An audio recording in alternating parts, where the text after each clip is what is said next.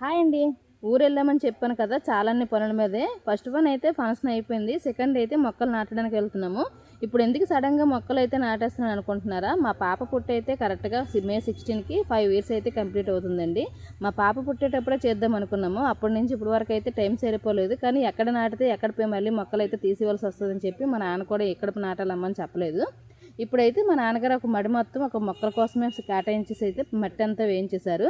ఇప్పుడైతే ఈ మట్టిలో అయితే మొక్కలు ఏమైనా నాటితే బాగుంటాయని చెప్పారు. ఇంకైతే మా పాప పేరు మీద అయితే ఇంక మొక్కలు అయితే నాటేస్తున్నాను. మా పాప పుట్టేటప్పుడు చాలానే ప్రాబ్లమ్స్ ఫేస్ చేసుకొని పుట్టింది.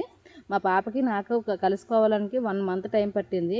పుట్టగానే ఎవరైనా ఎవరు పుట్టారనేసి తల్లికి తెలుస్తుంది అంటారు. కానీ అసలు నాకు ఎవరు పుట్టారని కూడా చెప్పలేదు. చాలా అంత బాధ అనిపించేసింది. 1 మంత్ అయితే వరకు నా కూతుర్ని నేను కళ్ళారా చూసుకోలేదు. అసలు పుట్టింది అసలు ఫేస్ కూడా ఎలాగుంటుందని చూడలేదనమాట. 1 మంత్ తర్వాత నా దగ్గరికి వచ్చింది. నేను ఇక్కడ హాస్పిటల్లో, వేరే హాస్పిటల్లో మా పాప కూడా ఉన్నదనమాట. ఇద్దరం కలుసుకోవడానికి 1 మంత్ టైం పట్టింది. నేను చాలానే బాధలు అనిపించాను. కానీ నా కూతురు నాకు లక్కీగా అయితే నా దగ్గరికి అయితే వచ్చేసింది. ఫైనల్‌గానే ఇప్పుడైతే చాలా హ్యాపీగా ఉన్నాము. అందుకోసం మా పాప పేరు మీద అయితే మొక్కలైతే నాటేస్తున్నాను.